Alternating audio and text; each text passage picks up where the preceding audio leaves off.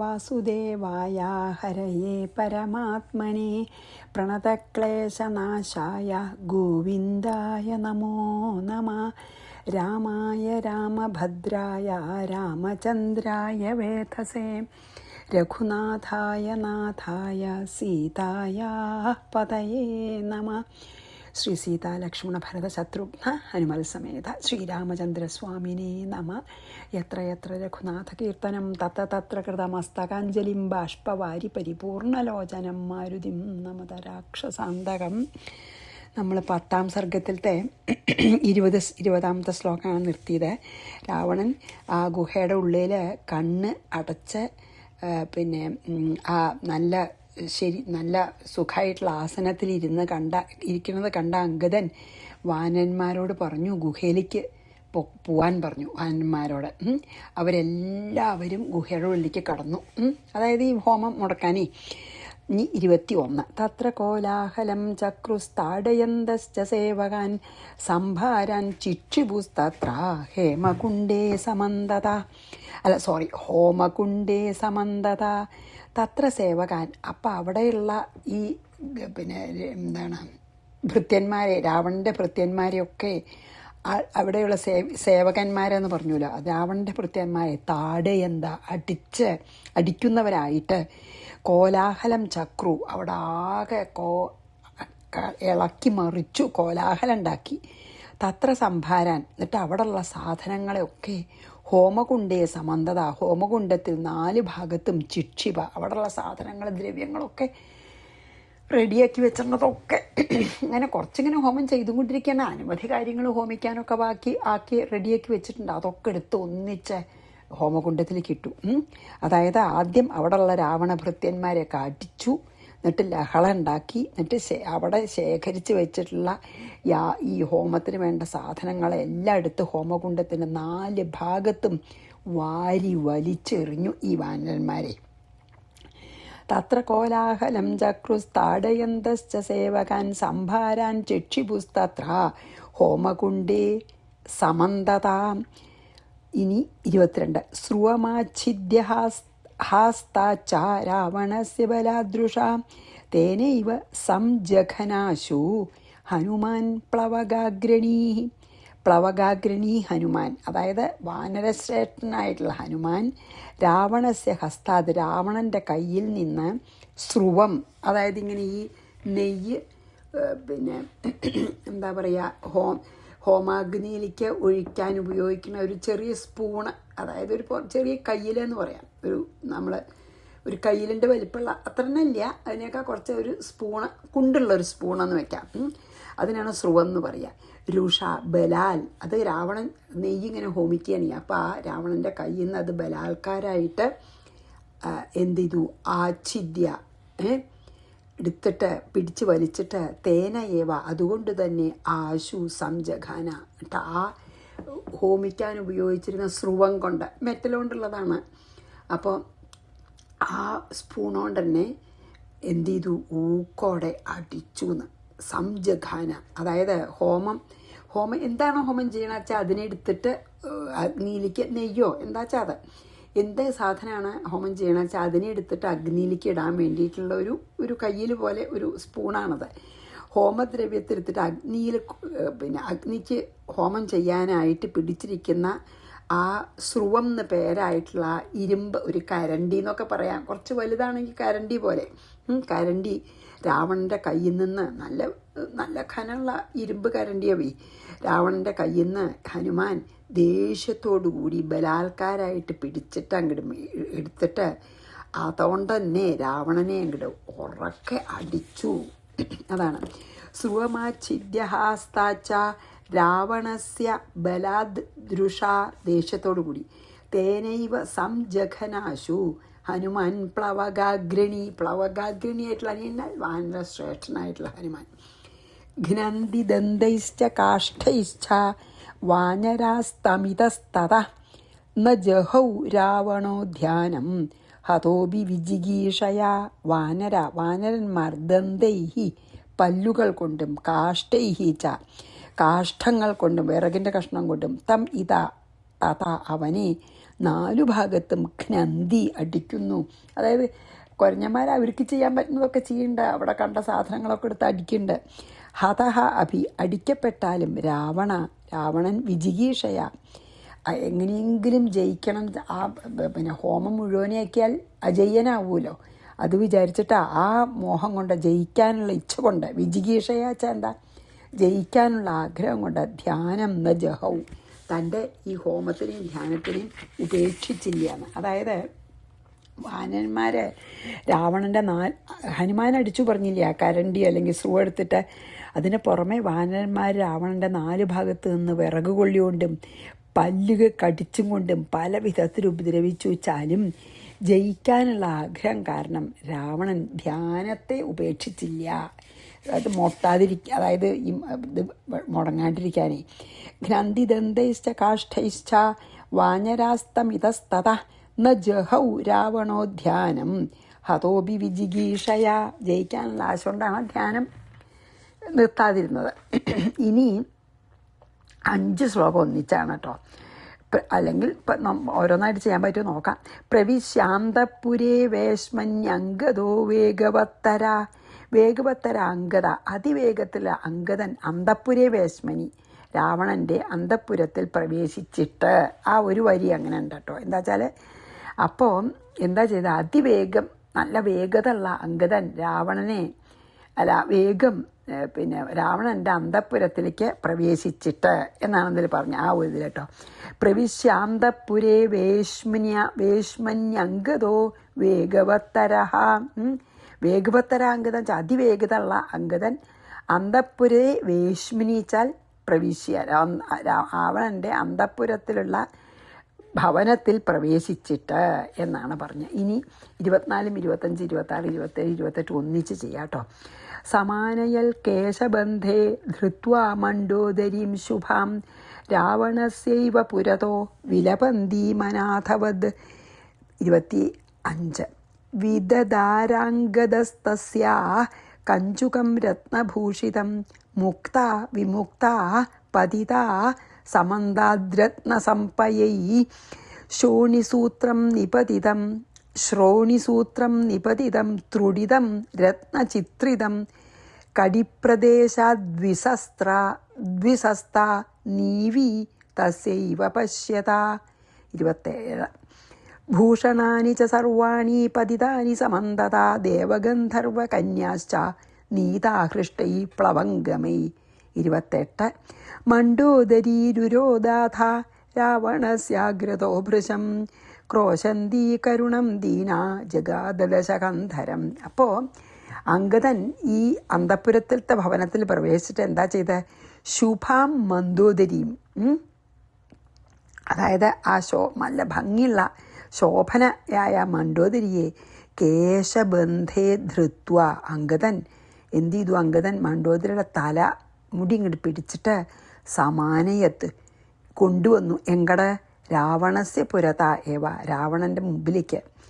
എന്നിട്ടോ അനാഥവത് വിലപന്തിം നാഥനില്ലാത്ത ഒരു സ്ത്രീയെപ്പോലെ കരയുന്ന അവളെ അംഗദൻ രത്നഭൂഷിതം കഞ്ചുകം രത്നങ്ങളാൽ അലങ്കരിക്കപ്പെട്ട ആ കഞ്ചുകത്തിനെ കുപ്പായത്തെ, അതായത് മണ്ഡോദരിയുടെ ഡ്രസ്സിനെ വസ്ത്രത്തെ വിധാരണം ചെയ്തു.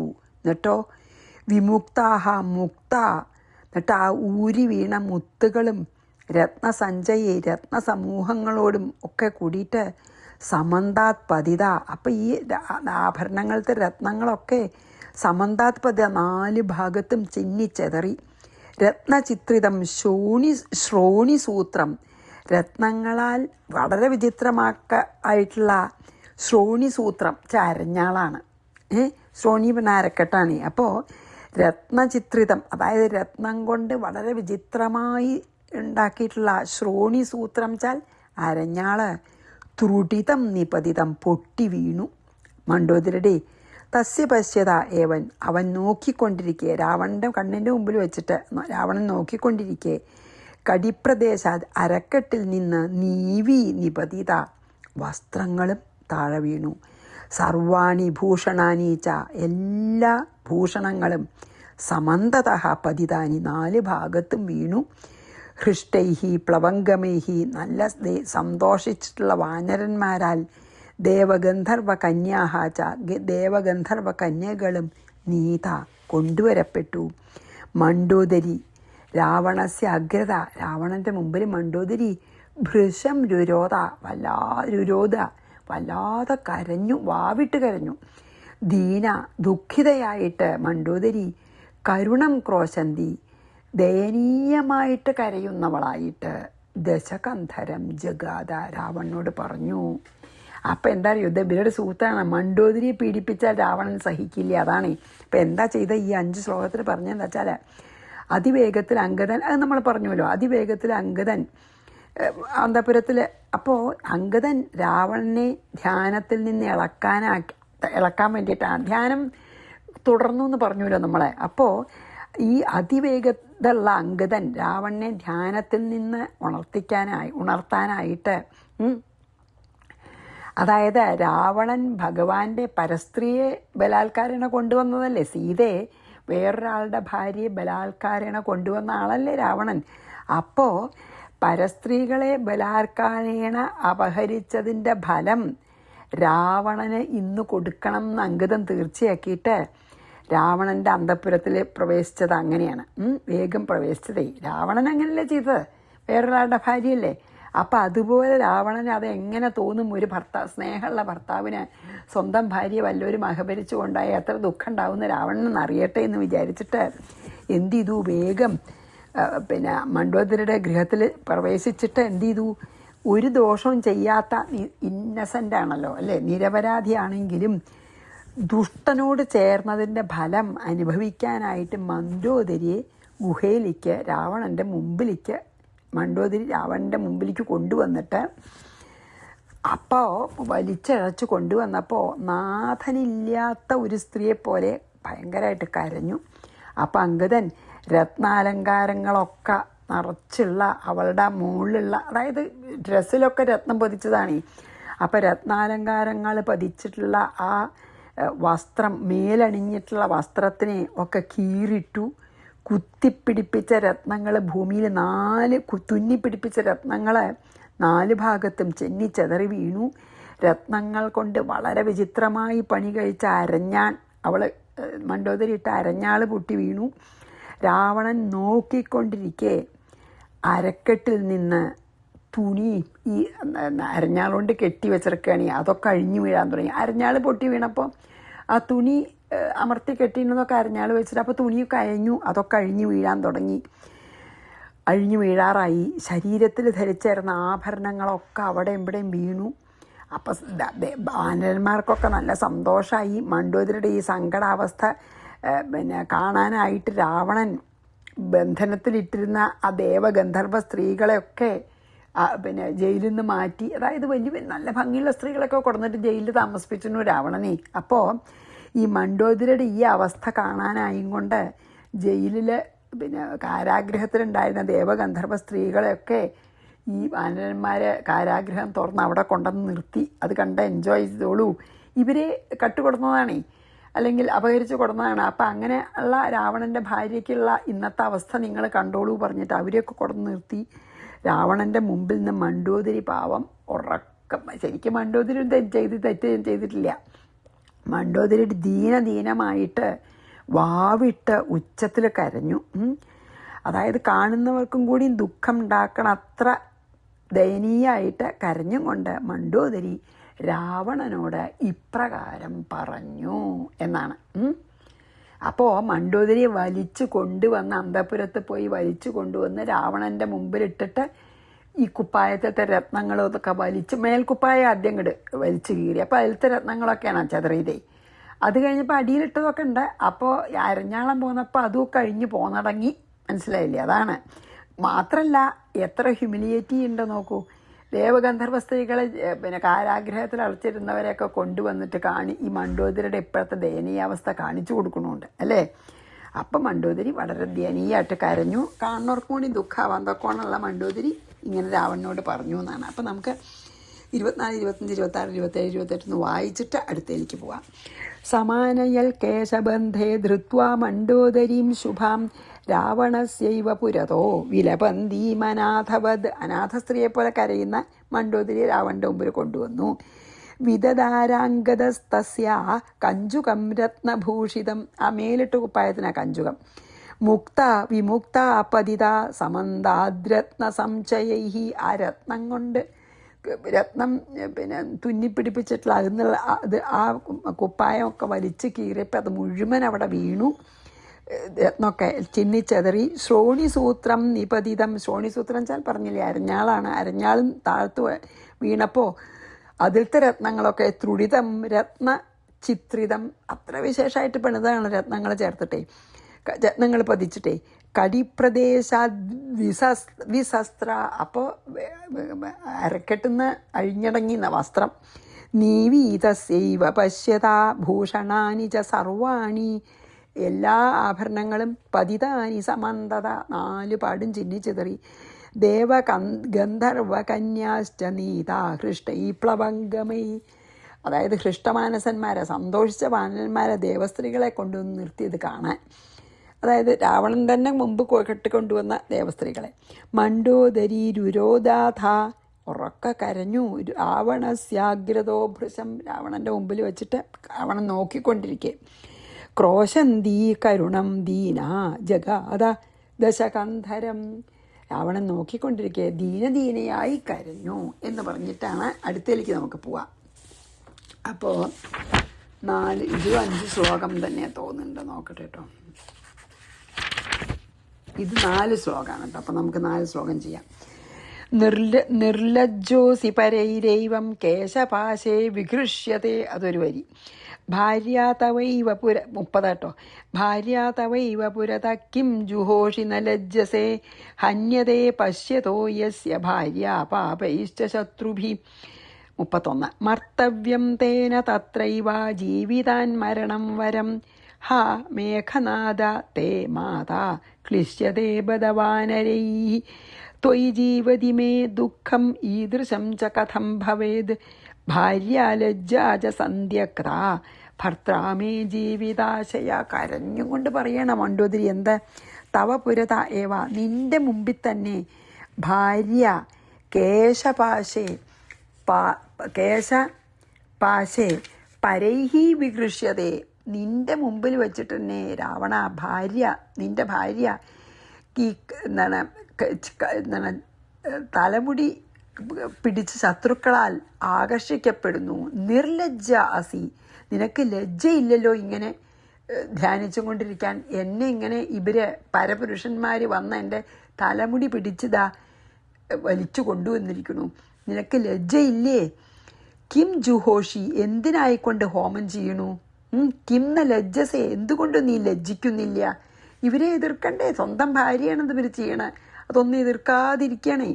എന്നുവെച്ചാൽ പിന്നെ ഹോമം മുടങ്ങരുത് വെച്ചിട്ടേ. യസ്യ ഭാര്യ. യാതൊരുവൻ്റെ ഭാര്യ പാപൈഹി ശത്രുഭി. പാപികളായ ശത്രുക്കളാൽ ഹന്യത ഉപദ്രവിക്കപ്പെടുന്നുവോ തേന തത്രയേവ മർത്തവ്യം. അവനാൽ അവിടെ തന്നെ മരിക്കപ്പെടണം. നീ ഇവിടെ തന്നെ മരിക്കട്ടെ. ജീവിതാത് മരണം വരം. ജീവിതത്തെക്കാൾ മരണം തന്നെ ശ്രേഷ്ഠം. അതായത് മരണം വരം വെച്ചാൽ മരണമാണ് വര്യമായിട്ടുള്ളത്. മീൻസ് മരിക്ക ഭേദം എന്ന്. ഹാ മേഘനാഥ കഷ്ടം. ഹേ മേഘനാഥ തേ മാതാ വാനരൈഹി ക്ലിശതേബത. കഷ്ടം. മരിച്ചുപോയി മേഘനാഥൻ. പക്ഷെ വിളിക്കുകയാണെന്നാലും പിന്നെ മേഘനാഥ നിന്റെ അമ്മ നോക്കൂതാ വാനരന്മാരാൽ ക്ലേശിക്കപ്പെടുന്നു. ക്ലിശ്യതയെ പറഞ്ഞില്ലേ, ക്ലേശിക്കപ്പെടുന്നു. കഷ്ടം. ത്വയി ജീവതി. നീ ജീവിച്ചിരിക്കുന്ന പക്ഷം മേ ഈദൃശം ദുഃഖം കഥം ഭവേത്. നീ ജീവിച്ചിരുന്നു എങ്കിൽ എനിക്ക് ഇങ്ങനെയുള്ള ദുഃഖം ഉണ്ടായിട്ടുണ്ടാവുമോ? ഭർത്താവ് ഒന്നും തിരിഞ്ഞു നോക്കണ പോലും ഇല്ല. അതാണ് പറയണത്. എന്ത് ലജ്ജയില്ലാതെ അവിടെ ഇരുന്ന് ധ്യാനിക്കണു. അപ്പോൾ നീ ഉണ്ടായിരുന്നു എങ്കിൽ എനിക്ക് ഈ വിധം ദുഃഖം ഉണ്ടായിട്ടുണ്ടാവുമോ? എങ്ങനെ ദുഃഖം ഉണ്ടാവും? ജീവിതാശയ. ജീവിക്കാനുള്ള അത്യാഗ്രഹത്താൽ മേ ഭർത്ര. എൻ്റെ ഭർത്താവിനാൽ ഭാര്യ ലജ്ജാച. ഭാര്യയും ലജ്ജയും സന്ധ്യക്ത ഉപേക്ഷിക്കപ്പെട്ടു. ജീവിക്കാനുള്ള ആഗ്രഹം കാരണം രാവണൻ സ്വന്തം ഭാര്യയും ലജ്ജയും ഉപേക്ഷിച്ചു. എന്താ പറയണ വെച്ചാൽ ഞാൻ അതിൻ്റെ മുഴുവൻ ഒന്നിച്ച് പറയാൻ നോക്കാം. ശത്രുക്കൾ ഹേ രാവണ, ശത്രുക്കൾ നിൻ്റെ മുമ്പിൽ തന്നെ വെച്ച് ഭാര്യയുടെ തലമുടി പിടിച്ച് വലിക്കണു. ഒന്നും മിണ്ടാതെ ഹോമിച്ചുകൊണ്ടിരിക്കുകയാണ് നീ. നിനക്ക് നാണല്ലേ ഇങ്ങനെ എന്നെ രക്ഷിക്കാനൊന്ന് ഉദ്യമിക്കും കൂടിയും ചെയ്യാതെ ഇങ്ങനെ ധ്യാനിച്ചിരിക്കാൻ നാണല്ലേ? ഏതൊരുവൻ്റെ ഭാര്യയെ അവൻ കാരണത്തെ തന്നെ ഏതൊരുവൻ്റെ ഭാര്യയെ അവൻ കാണത്തന്നെ ഇങ്ങനെ പാപികളായിട്ടുള്ള ശത്രുക്കൾ ഉപദ്രവിക്കുന്നുവോ ആ പുരുഷൻ, അതായത് തൻ്റെ മുമ്പിൽ വെച്ച് അന്യപുരുഷന്മാരെ ഉപദ്രവിക്കുന്നത് കാണുന്ന ഒരു ഭർത്താവുണ്ടല്ലോ, ആ പുരുഷൻ അപ്പം തന്നെ ആ സ്ഥലത്ത് വെച്ച് മരിക്കാൻ അർഹനാണ്. അത്ര ഒന്നും കൊള്ളാത്തവനാണെന്ന്. തൻ്റെ ഭാര്യയെ തൻ്റെ കണ്ണിൻ്റെ മുമ്പിൽ വെച്ച് ഉപദ്രവിക്കുന്നത് കണ്ട് മിണ്ടാതിരിക്കുന്ന ഭർത്താവ് അവിടെ തന്നെ മരണം വരിക്കാൻ അർഹനാണ്. ജീവിച്ചിരിക്കുന്നതിനേക്കാൾ മരിക്കുന്നതാണ് നല്ലത്. മേഘനാഥ, നിൻ്റെ അമ്മ വാനരന്മാർ കാരണം വല്ലാതെ പീഡ അനുഭവിക്കുന്നുണ്ട്. നീ ജീവിച്ചിരിക്കുന്നുണ്ടായിരുന്നുവെങ്കിൽ തീർച്ചയായിട്ടും എനിക്ക് ഈ ഒരു ദുഃഖം ഉണ്ടായിട്ടുണ്ടാവില്ല. എൻ്റെ ഭർത്താവ് ജീവിക്കാനുള്ള ആഗ്രഹം കാരണം സ്വന്തം ഭാര്യയും ലജ്ജയും രണ്ടിനെ ഉപേക്ഷിച്ചിരിക്കണമെന്ന്. ഒരു ലജ്ജയില്ലാതെ ഇരിക്കണു ഭാര്യ ഉപേക്ഷിച്ചിട്ടെന്ന് പറയുകയാണ്. അത്ര സങ്കടവും ദേഷ്യമൊക്കെ ആയി. നിർലജ്ജോസി പരൈരേവം കേശപാശേ വിഗൃഷ്യതേ. 30. ഭാര്യ തവൈവ പുരതക്കിം ജുഹോഷി ന ലജ്ജസേ ഹന്യതേ പശ്യതോ യസ്യ ഭാര്യ പാപൈശ്ച ശത്രുഭി. ശത്രുക്കളാൽ പീഡിക്കപ്പെടുന്ന ഭാര്യ കണ്ടും കൊണ്ട് ഒന്നും ചെയ്യാതെ നിൽക്കുന്ന ഭർത്താവ് ഇപ്പം തന്നെ മരിച്ചോട്ടെ എന്ന്. മർത്തവ്യം, മരിക്കുക വേണ്ടത്. മർത്തവ്യം തേന തത്രൈവ ജീവിതാൻ മരണം വരം. ഹാ മേഘനാഥ തേ മാതാ ക്ലിശ്യതേ ബദവാനരൈ. മേഘനാഥ, നിൻ്റെ അമ്മ വാനന്മാരാൽ പീഡിക്കപ്പെടുന്നു. 32. ത്വയി ജീവതി മേ ദുഃഖം ഈദൃശം ച കഥം ഭവേത്. നീ ജീവിച്ചിരിക്കുന്നുണ്ടായിരുന്നു എങ്കിൽ എനിക്കിങ്ങനൊരു ദുഃഖം വരുമോ? ഇല്ല എന്നർത്ഥം. ഭാര്യ ലജ്ജ ച സന്ധ്യക്ത ഭർത്താമേ ജീവിതാശയ. ജീവിക്കാനുള്ള ആഗ്രഹം കൊണ്ട് നോക്കൂ, എൻ്റെ ഭർത്താവ് ഭാര്യയായ എന്നെയും ലജ്ജയെയും ത്യജിച്ചിരിക്കുന്നു എന്ന് അല്ലേ. ഇനി 33 34 വായിക്കാം. ശ്രുത്വാ തദ്ദേവിതം രാജ മന്ദോദര്യ ദശാനന ഉത്തസ്ഥൗ ഖൽഗമാദായ ത്യജദേവീമിതി ബ്രുവൻ. ഇതങ്ങനെ കേട്ടപ്പോൾ സഹിക്കാൻ വയ്യേണ്ട ഈ രാവണന്. 34 ജഘാനാംഗതമവ്യഗ്ര കടിദേശേ ദശാനന തതോത്സൃജ്യ യയു സർവേ വിധ്വംസ്യ ഹവനം മഹദ്. ദശാനന രാജാവായ രാവണനാൽ മണ്ഡോദര്യ തദ് ദേവിതം ശ്രുത്വ. മണ്ഡോദരിയുടെ ആ ഒരു വല്ലാത്ത കരച്ചിലിനെ കേട്ടിട്ട് ഉത്തസ്ഥൗ വേഗം ധ്യാനത്തിന് നിർത്തി. ഖൽഗമാതായ വേഗം വാളെടുത്തിട്ട് ദേവീം ത്യജ ഇതി ബ്രുവൻ അവ്യഗ്രഹ ദശാനന. ദേവിയെ ത്യജിച്ചാലും എന്ന് പറയുന്നവനും ഭീതിയില്ലാത്തവനുമായ രാവണൻ അവളെ വിടൂ അവളെ എന്ന് പറഞ്ഞു.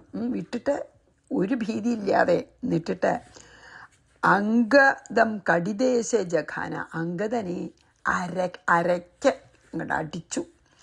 തത ഉത്സൃജ്യ അനന്തരം ഉപേക്ഷിച്ചിട്ട് മഹത് ഹവനം വിധ്വംസ്യ. എന്നിട്ട് മഹത്തായ ഹോമത്തെ നശിപ്പിച്ചിട്ട് സർവേയു സർവരും ഓടിപ്പോയി. എന്താ പണ്ടായത് വെച്ചാൽ മണ്ഡോദരിയുടെ ഈ വല്ലാത്ത ആ കാരുണ്യം, അതായത് ആർക്കും ദയനീയമായിട്ടുള്ള ആ കരച്ചിൽ കേട്ടിട്ട് രാജാവായിട്ടുള്ള രാവണൻ ധ്യാനം നീട്ട് വാളെടുത്ത് പിടിച്ചു.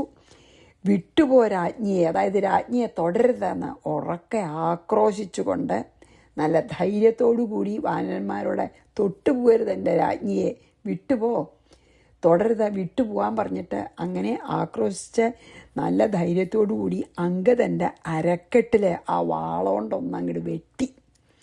അപ്പോൾ എല്ലാ വാനരന്മാരും അവിടുന്ന് മണ്ഡോദരിയും ആ സ്ഥലവും ഒക്കെ വിട്ടുപോയി. അങ്ങനെ നീട്ടൂല അവിടുന്ന്. അപ്പം ഹോമം മുടങ്ങി. അങ്ങനെ മഹാഫലത്തെ ജനിപ്പിക്കുന്ന ആ ഹോമത്തെ മുടക്കി. ഹോമം മുടക്കാനാണ് വന്നത്, ഹോമം മുടക്കി. അങ്കദനൊരു നല്ല വാളോണ്ടൊരു അടി കിട്ടി, ഒരു വെട്ട് കിട്ടി. എങ്കിൽ പോലും അങ്കദന് ഭയങ്കരമായിട്ട് പിന്നെ എന്താണ് രാവണൻ്റെ വാളോണ്ടൊരു വെട്ട് കിട്ടിച്ചാലും അപ്പം എല്ലാവരും മണ്ഡോദരിയും ആ ഹോമസ്ഥലം. പക്ഷെ രാവണൻ്റെ ഹോമം മുടങ്ങി, നീട്ടൂലോ. ഒന്നാമത് ഹോമമൊന്നും ചെയ്യുന്ന സമയത്ത് ഈ അഹിംസ പാലിക്കണേ, ആരെയും ഉപദ്രവിക്കൊന്നും പാടില്ല. അപ്പോൾ ഹോമത്തിൻ്റെ ഇടയ്ക്ക് നീട്ട് നിന്ന് വാളെടുത്ത് ഒരാളെ വെട്ടിച്ചാൽ തന്നെ പിന്നെ ഹോമം ചെയ്യാൻ പാടില്ല, ഹിംസ ചെയ്യില്ലോ. അപ്പോൾ ഹോമം മുടങ്ങി, അവർക്കതേ വേണ്ടൂ. അവരപ്പോൾ മണ്ഡോദരിയും ഹോമസ്ഥലമൊക്കെ അവിടെ തന്നെ ഇട്ടിട്ട് ഓടിപ്പോവുകയും ചെയ്തു. അതാണ് 33-34. ശ്രുത്വാ തദ്ദേവിധം രാജ മണ്ഡോദര്യാ ദശാനന ഉത്തസ്ഥൗ ഖൽഗമാദായ ത്യജദേവീമിതി ബ്രുവൻ. 34. ജഘാനാംഗതമവ്യഗ്ര കടിദേശേ ദശാനന തതോത്സൃജ്യ യയു സർവേ വിധ്വംസ്യ ഹവനം മഹദ്. 35. എത്രയും സമയം നോക്കട്ടെ, അയ്യോ മതി, നിർത്താട്ടോ, ഇവിടെ 25 മിനിറ്റായി. ഓക്കെ. ശ്രീകൃഷ്ണാർപ്പണമസ്തു. സർവത്ര ഗോവിന്ദനാമ സങ്കീർത്തനം. ഗോവിന്ദ ഗോവിന്ദ. ശ്രീ സീതാലക്ഷ്മണ ശത്രുഘ്ന ഹനുമൽ സമേത ശ്രീരാമചന്ദ്രസ്വാമിനേ നമ. അപ്പം നമ്മളിവിടെ വാനന്മാർ ഹോമം മുടക്കി എന്ന് പറഞ്ഞ് നിർത്താട്ടോ. ഗുരുവായൂരപ്പ ശരണം.